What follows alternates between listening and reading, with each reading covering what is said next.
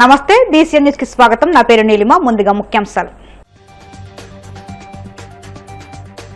మత్స్యకారులకు తీపి కబురు చెప్పిన కూటమి ప్రభుత్వం. సంక్షేమ పథకాలతో పాటు త్వరలో ఆటోలు, ఇంజిన్తో కూడిన బోట్లు మంజూరు చేస్తామన్న మంత్రి DBV స్వామి.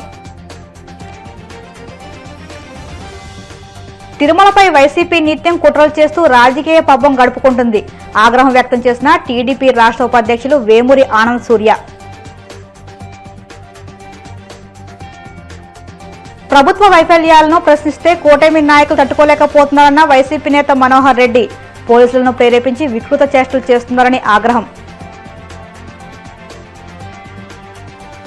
తిరుమల శ్రీవారిని దర్శించుకున్న BCCA vice president Rajiv Shukla. ఆలయ మర్యాదలతో స్వాగతం పలికిన అధికారులు.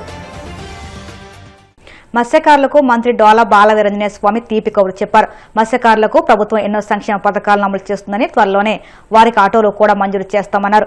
ప్రకాశం జిల్లా టంగుటూరు మండలం తూర్పు నాయుడుపాలెం క్యాంప్ కార్యాలయంలో మంత్రి మత్స్యకారులకు సాంప్రదాయ వలలను పంపిణీ చేశారు. ప్రతి యూనిట్ వలల విలువ 2,43,700 అని మొత్తం 7 మత్స్యకారులకు ఈ వలలను అందజేస్తున్నట్లు మంత్రి వివరించారు. ఇది మత్స్యకారుల జీవనోపాధిని మెరుగుపరచడానికి ఉద్దేశించిందని తెలిపారు. ప్రభుత్వం మత్స్యకారులకు ఇంజిన్తో కూడిన బోట్లను కూడా త్వరలో అందిస్తుందని పేర్కొన్నారు. మంత్రి మత్స్య సంపద యోజన కింద ఈరోజు సాంప్రదాయ మత్స్యకారులకి వలలు పంపిణీ చేయడం జరిగింది. 7గురికి ఈరోజు ఒక్కోటి యూనిట్ కాస్టు 2,43,900 రూపాయలు. అదేవిధంగా ప్రభుత్వం వచ్చిన తర్వాత మత్స్యకారులకి మళ్ళా రేపు ఒక బోట్లు కూడా 15 యూనిట్లు ఇంజన్లు కూడా పంపిణీ చేయబోతున్నాం. వీటి విలువ కూడా దాదాపుగా యూనిట్ కాస్ట్ 3.5 లక్షలు అంటే 52 లక్షల రూపాయలతోటి రేపు ఇవి కూడా పంపిణీ చేయబోతా ఉన్నాం. ఒకసారి చూసుకుంటే మత్స్యకారులకు ఏదైనా చేసిందంటే అదొక తెలుగుదేశం NDA ప్రభుత్వంలో చేశాం. 31 కేజీల బియ్యం ఇస్తున్నటువంటి పరిస్థితుల్లో వాళ్ళకి ఆ రోజున 4,500 రూపాయలని మనం మత్స్యకార సేవలో ఇవ్వడం జరిగింది. తర్వాత ఇప్పుడు దాన్ని 20,000 రూపాయలు ఇస్తామని చెప్పాం. 20,000 రూపాయలు కూడా వేటకు వెళ్లే వాళ్ళందరూ కూడా ఇవ్వడం జరిగింది. వేటకు వెళ్లే వాళ్ళు వలల్లాగి సముద్రంలో వాళ్ళు భారమైపోతుందని చెప్పే ఉద్దేశంతో 50 సంవత్సరాలకే వాళ్ళకి పెన్షన్ సౌకర్యాలు కూడా కలిగించడం జరిగింది. అది 2019 ముందే 50 సంవత్సరాలకి మనం పెన్షన్ కూడా ఇవ్వడం జరిగింది. ఈ విధంగా మత్స్యకారులకి బోట్లు, వలలు, అవుట్ బోట్ మోటార్లు ఇవన్నీ కూడా మనం ఎప్పుడూ కూడా పెద్ద ఎత్తున ఇవ్వడం జరిగింది.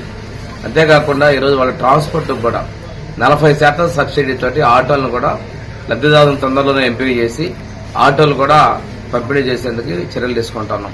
ఇంతకుముందు సైకిళ్లు, వలలు, అదేవిధంగా మోపెడ్లను కూడా మన ప్రభుత్వం సబ్సిడీతోటి ఇవ్వడం జరిగింది. ఏదన్నా కానీ ఈరోజు మత్స్య సంపద అనేది ప్రజల ఆరోగ్యానికి, చేపలు అనేవి మంచికరమైనటువంటి భోజనం. అదే కాకుండా ఈరోజు భారతదేశానికి మనకి రాష్ట్రంలో విదేశీ మార్గ ద్రవ్యాన్ని కూడా ఈ చేపలు, రొయ్యలు వీటి ద్వారా ఎక్కువగా వస్తా ఉన్నాయి. కాబట్టి మత్స్య సంపదను ప్రోత్సహించడానికి, అదేవిధంగా సముద్రంలో సీవీడ్ పెంపకానికి కూడా ప్రభుత్వం చర్యలు తీసుకుంటా ఉంది. నేను మత్స్యకారులకు కూడా ఆసక్తి ఉన్నటువంటి వాళ్ళు సీవీడ్ పెంపకం ద్వారా భవిష్యత్తులో మరింత ఆదాయాన్ని పొందేదానికి అవకాశాలు ఉంటాయి. మీరు పూర్తిగా వీటన్నిటికీ మనం మారి ఎక్కువగా సంపద సృష్టించుకోవాల్సిన అవసరం ఉంది. దీంతో పాటు కూడా మనకి మత్స్యకార సొసైటీలకు కూడా చెరువుల మీద ఆ రోజు హక్కులు కల్పించడం జరిగింది. ఆ మత్స్యకార సొసైటీల వాళ్ళకు కూడా చేపలు పెంపుకోవడం, ఆదాయాన్ని పెంపించే విధంగా మీరు చర్యలు తీసుకోవాలని చెప్పేసి మీరు భాగస్వాములు కావాలని చెప్పి కోరుకుంటూ నేను సెలవు తీసుకుంటాను. నిత్యం తిరుమలపై కుట్రలు చేస్తూ వైసీపీ రాజకీయ పబ్బం గడుపుకుంటుందని TDP రాష్ట్ర ఉపాధ్యక్షులు వేమూరి ఆనంద్ సూర్య ఆగ్రహం వ్యక్తం చేశారు. మంగళగిరి TDP కేంద్ర కార్యాలయంలో ఆయన మీడియాతో మాట్లాడారు. తిరుమలలోనూ రాష్ట్ర వ్యాప్తంగా ఇతర ఆలయాల్లోనూ అనూహ్య రద్దీని సైతం సమర్థవంతంగా కూటమి ప్రభుత్వం నిర్వహిస్తుందని తెలిపారు. దీన్ని తట్టుకోలేని వైసీపీ తొక్కిసలాటలు, ప్రభుత్వ నిర్లక్ష్యం అంటూ తప్పుడు ప్రచారాలు చేస్తున్నందుకు దుయ్యబట్టారు. ప్రతిపక్ష పార్టీ వైసీపీ పార్టీని మనం అందరం చూస్తూ ఉన్నాం. వైసీపీ అంటే ఎప్పుడు కుళ్ళు మోతుతనంతో, కుట్రలతో పాల్పడే పార్టీ. అదే వైసీపీ పార్టీ. ఆంధ్ర రాష్ట్రంలో ఉన్నటువంటి ప్రతి దేవాలయం మీద తను అధికారంలో ఉన్నప్పుడు అనేక రకాలైనటువంటి కుట్రలు చేయటం, దేవాలయ వ్యవస్థని అగౌరవపరిచే విధంగా చర్యలు చేపట్టడం, అన్నింటికన్నా కూడా ఆంధ్రదేశంలో తిరుమల తిరుపతి దేవస్థానం ప్రముఖమైనటువంటి అతిపెద్ద దేవాలయంగా, ప్రపంచ దేశాలలోనే కోట్లాది మంది భక్తులున్న దేవాలయంగా, సాక్షాత్తు శ్రీ వెంకటేశ్వర స్వామి వారు కొలువై ఉన్నటువంటి తిరుమల తిరుపతి దేవస్థానం దగ్గర నుంచి ఆంధ్ర రాష్ట్రంలో ఉన్న ప్రతి దేవాలయం మీద కూడా ఈ వైసీపీ కుళ్ళుతోనూ కుట్రలు చేస్తూ హిందూ భావజాలాన్ని నాశనం చేయటం కోసం, హిందువులని అడ్డుకోవటం కోసం జగన్మోహన్ రెడ్డి వైసీపీ నాయకుడు ఎవరైతే ఉన్నారో ఆ జగన్మోహన్ రెడ్డి పాలనలో జరిగిన కుట్రలని ఈనాడు మళ్ళీ ప్రతిపక్షంలో కూడా, ప్రతిపక్షం అంటే ఆయనకి ప్రతిపక్ష హోదా లేదండి. ఇక్కడ మనకు సామెత చెప్పినట్టుంది, మేనేజర్కి ఎక్కువ ఈ ఎండీకి తక్కువ అనే పరిస్థితిలో ఈనాడు జగన్మోహన్ రెడ్డి తన కాలం వెళ్ళబుచ్చుతూ తన అక్కసు తీర్చుకోవటం కోసం దేవాలయాల్ని, ముఖ్యంగా టీటీడీని వేదికగా చేసుకొని తన శిష్య బృందం చేత, తన టీం చేత అనేక రకాలైనటువంటి అవకతవకలను సృష్టిస్తున్నటువంటి వ్యక్తి జగన్మోహన్ రెడ్డినని ఆంధ్ర రాష్ట్ర ప్రజలే కాకుండా టోటల్గా హిందూ వాదులందరూ కూడా ఇతని చర్యలని కనిపెట్టవలసినటువంటి అవసరం ఉంది. కూటమి ప్రభుత్వం తిరుమలలో కానీ, రాష్ట్రం మొత్తంలో ఇతర ఆలయాల్లో కానీ ఎప్పుడైనా అనుకోని రద్దీని కూడా అంచనా వేసుకుంటూ భక్తులు వివిధ సందర్భాలలో ఉన్నతమైనటువంటి పవిత్ర పర్వదినాలలో దేవాలయాలకు ఎక్కువ సంఖ్యలో వస్తూ ఉంటారు. దాన్ని కూడా అంచనా వేసుకుని కూటమి ప్రభుత్వం, నారా చంద్రబాబు నాయుడు గారి నాయకత్వంలో ఉన్నటువంటి కూటమి ప్రభుత్వం ఆ రద్దీ ఏదైతే ఉందో రద్దీని సైతం కూడా అంచనా వేసుకుంటూ మంచి అధికారులతోటి, మంచి టీములతోటి సమర్థవంతంగా ఆ కార్యక్రమాలు నిర్వహిస్తున్నటువంటి విషయాన్ని ఇక్కడ గమనించవలసిందిగా ప్రతి పౌరుణ్ణి నేను కోరుతా ఉన్నాను. ఇది తట్టుకోలేని వైసీపీ ముఠా. ఇందాకే చెప్పాను, ఎప్పుడూ ఎల్లప్పుడూ కుట్రలు, కుతంత్రాలు, కార్పణ్యాలతో పనిచేసే పార్టీ వైసీపీ పార్టీ. అటువంటి వైసీపీ పార్టీ సాక్షి అని అడ్డం పెట్టుకుని సాక్షి ద్వారా తిరుమలలో తొక్కిసలాట, ప్రభుత్వ నిర్లక్ష్యం అని ఒక తప్పుడు, ఒక దంపుడు ప్రచారం చేస్తూ ఉన్నటువంటి పరిస్థితి చూస్తూ ఉంటే, జగన్మోహన్ రెడ్డి నువ్వు ఏ విధంగా దిగజారిపోయావయ్యా? కార్యక్రమాలు నిర్వహించడానికి కానీ, ప్రజలను ఆకట్టుకోవటానికి నువ్వేమీ చేయకుండా సజావుగా, సక్రమంగా, సమర్థవంతంగా పనిచేసే ప్రభుత్వాన్ని ఏ రకంగా అయినా బద్నాం చేయాలని చేస్తున్నటువంటి పనులను ప్రజలందరూ గమనిస్తూ ఉన్నారు.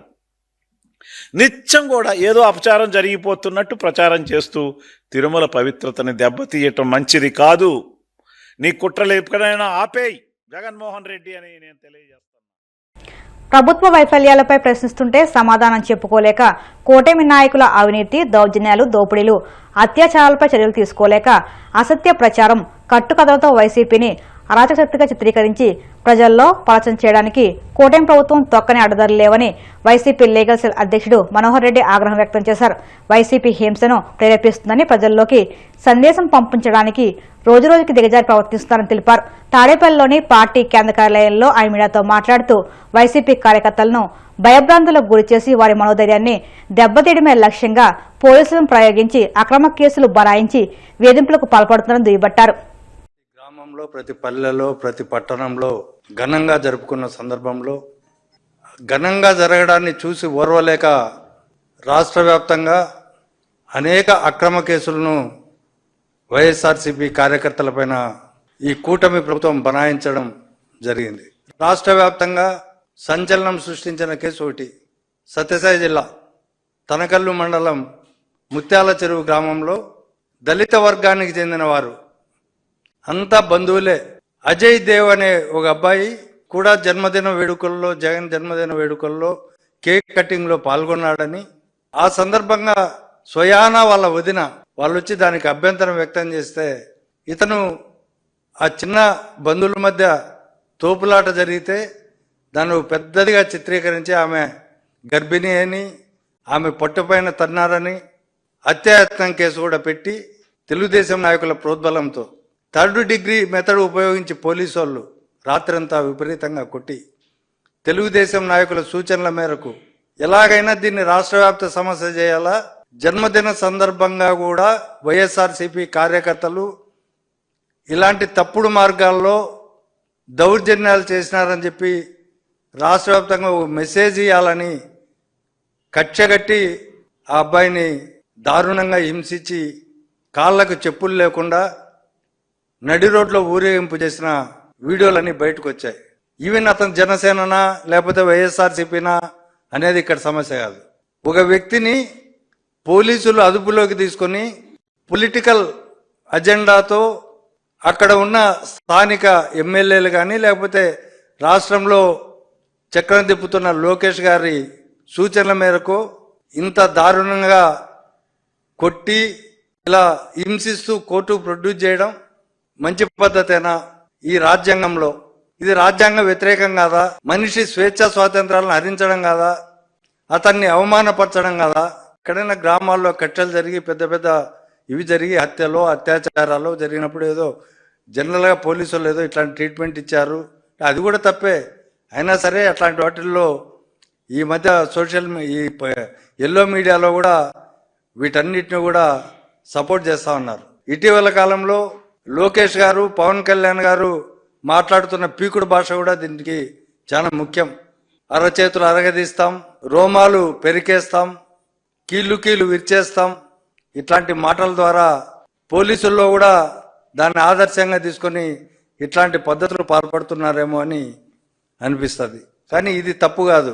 పవన్ కళ్యాణ్ సినిమాల సందర్భంగా పొట్టేళ్ల తలలు నరికి పవన్ కళ్యాణ్ ఫ్లెక్సీలకు రక్తాభిషేకం చేస్తే తప్పు కాదు. కానీ జగనన్న పుట్టినరోజు సందర్భంగా వాళ్ళ గ్రామాల్లో విందు ఏర్పాటు చేసుకుంటే దానిపైన తప్పుడు కేసులు. ఎందుకంటే అధికారంలో ఉన్నాం కాబట్టి మేము ఏం చెప్పినా జరుగుతుందనే ఉద్దేశంతో ఈ తెలుగుదేశం ప్రభుత్వం పూర్తిగా పోలీసు వ్యవస్థను భ్రష్టు పట్టించి ఈ వ్యవస్థలను నాశనం చేస్తుందనేది వాస్తవం. కాబట్టి ఇప్పటికైనా పోలీసులు తమ తీరు మార్చుకోవాలా. ఎల్లకాలం ఈ ప్రభుత్వమే ఉండదు. ఈ ప్రభుత్వానికి కూడా విజ్ఞప్తి చేస్తున్నాం, వ్యవస్థలు నాశనం అయిపోతే ఒక్కసారి మళ్ళీ దాన్ని పునర్నిర్మించుకోవడం అనేది చాలా కష్టసాధ్యమైన పని.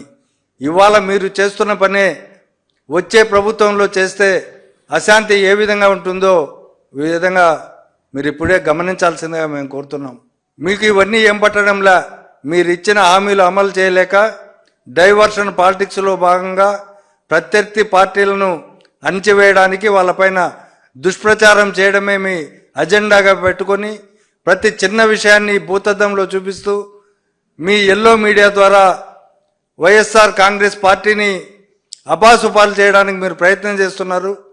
మీ ఆటలు కొనసాగు సోషల్ మీడియా ఉన్నంతకాలం అని స్పష్టంగా మీకు తెలియజేస్తూ ఇకనైనా మీరు బుద్ధి తెచ్చుకొని వీటన్నిటికీ వ్యవస్థల కాపాడేదానికి మీరు ప్రయత్నం చేయాలని చెప్పి విజ్ఞప్తి చేస్తున్నాం. ఇప్పుడు కాసేపు ప్రకటనలు.